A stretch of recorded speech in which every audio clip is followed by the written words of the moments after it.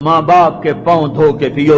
ماں باپ تمہاری جنت ہیں، ماں باپ تمہاری جہنم ہیں. ماں باپ کو ٹیڑھی نظر سے دیکھا تو جہنم، اچھی نظر سے دیکھا تو جنت. کیا کمال ہے، قربان جائیں. میرے نبی نے کہا جب بیٹا ماں باپ کو محبت سے دیکھتا ہے، ماں کو دیکھے یا باپ کو دیکھے، تو اس کے لیے ایک حج کا ثواب لکھا جاتا ہے. اور ماں باپ جب اولاد کو ان کی خدمت کی وجہ سے محبت سے دیکھتے ہیں تو بیٹے کو غلام آزاد کرنے کا ثواب لکھا جاتا ہے. اللہ کے نبی نے فرمایا، بھائی بولو، اللہ کے راستے میں خرچ کرنے سے بھی زیادہ افضل خرچ کون سا ہے؟ اللہ کی راہ میں 1 روپیہ خرچ کرو 7 لاکھ کا ثواب ملتا ہے. تو آپ نے فرمایا اللہ کی راہ میں خرچ کرنے سے بھی زیادہ افضل کون سا خرچہ ہے؟ تو صحابہ نے کہا جی اللہ کو پتا، آپ کو پتا.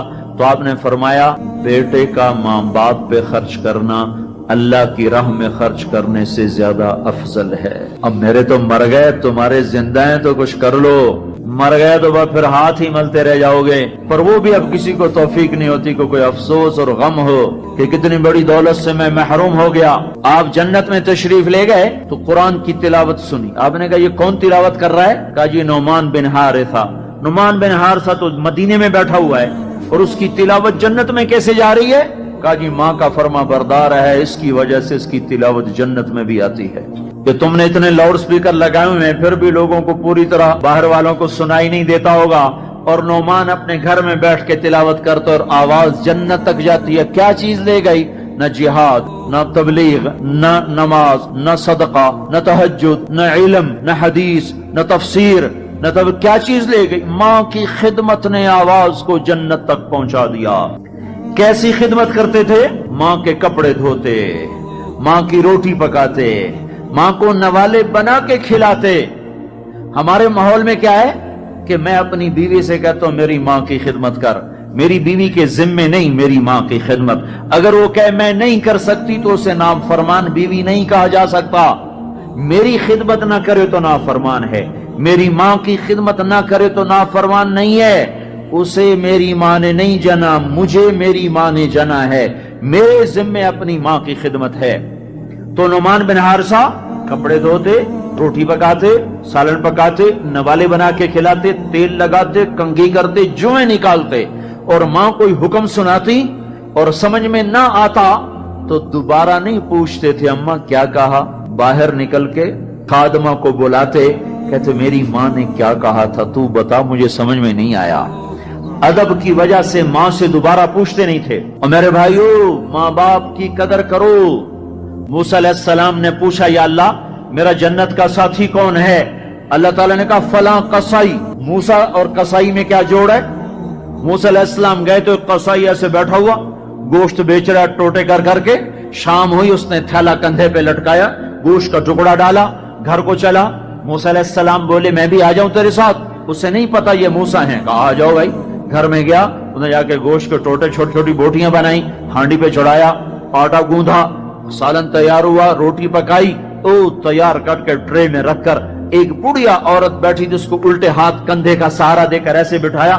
پھر اپنے سیدھے ہاتھ سے نوالے بنا بنا کے اس کے منہ میں ڈالتا رہا، کھلاتا رہا کھلاتا رہا. پھر اس کا منہ صاف کیا، اس نے کچھ بڑبڑا کے کہا، پھر اس نے اس کو لٹا دیا. موسیٰ علیہ السلام نے پوچھا بھائی یہ کون ہے، کیا ماجرا؟ کہا میری اماں ہے، صبح جاتا ہوں اس کے سارے کام کر کے جاتا ہوں، شام کو آتا ہوں پہلے اس کے کام کرتا ہوں پھر اپنے بچوں کو دیکھتا ہوں. موسیٰ علیہ السلام نے کہا یہ کچھ کہہ رہی تھی، یہ کچھ کہہ رہی تھی. وہ کہنے لگا کیا بتاؤں کیا کہہ رہی تھی؟ پاگل ماں ہے، پاگل ماں ہے.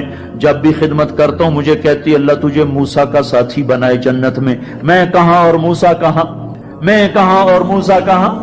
وہ جب بھی میں خدمت کرتا ہوں کہتی اللہ تجھے موسیٰ کا جنت میں ساتھی بنائے.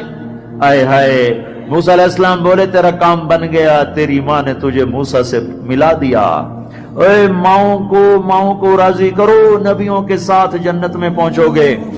ہائے میرے نبی سے پوچھا گیا تھا قیامت کب آئے گی تو آپ نے یہ نہیں کہا تھا جب زنا زیادہ ہوگا، جب قتل زیادہ ہوگا، جب پتھروں کی پوجا ہوگی تو قیامت آئے گی. میرے نبی نے فرمایا تھا جب اولادیں ماں باپ کو ذلیل و رسوا کریں گی اس وقت قیامت آئے گی. جب ماں باپ سے ایسے بات کریں جیسے نوکروں سے کی جاتی ہے تو اس وقت قیامت آئے گی. جب ماں ڈر رہی ہو کہ میرا بیٹا کہیں بدتمیزی سے مجھ سے بات نہ کرے، جب باپ ڈر رہا ہو کہ کہیں میرا گریبان نہ پکڑ لے تو سمجھو قیامت آ گئی۔ اور اللہ کے نبی نے فرمایا جس نے ماں باپ کو ستایا اس پہ اللہ کی لعنت، فرشتوں کی لعنت، زمین آسمان کی لعنت، نہ نماز قبول ہے، نہ روزہ قبول ہے، نہ حج و زکوٰۃ قبول ہے۔ ہائے ہائے، میں ایک شہر میں گیا، ایک نوجوان میرے پاس آیا کہ میرے باپ نے میرے اوپر زیادتی کی ہے، میری سناؤ۔ سنتے سنتے پتہ چلا کہ اس نے اپنے باپ کے خلاف عدالت میں کیس کیے ہوئے ہیں۔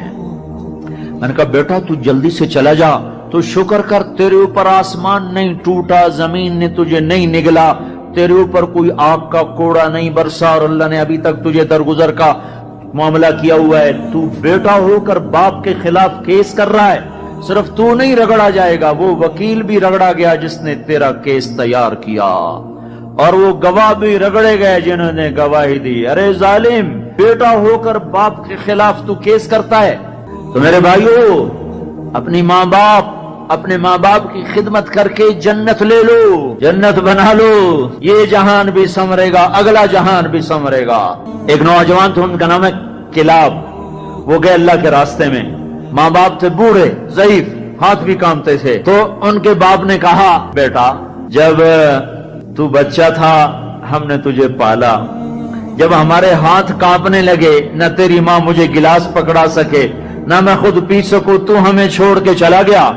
یہ اشعار جب حضرت عمر کو پہنچے تو انہوں نے فوراً آدمی بھیج کر اس بچے کو بلوایا، اور مسجد میں کھڑے ہو کر ان کا کوڑا تو مشہور تھا نا، کوڑا اٹھا کے مار مار مار اس کا حلیہ بگاڑ دیا کہ بوڑھے ماں باپ کو چھوڑ کے جہاد میں جاتے ہو، بوڑھے ماں باپ کو چھوڑ کے جہاد میں جاتے ہو، مار مار، جب تک تیرے ماں باپ زندہ ہیں تو اس گھر سے قدم نہیں نکال سکتا۔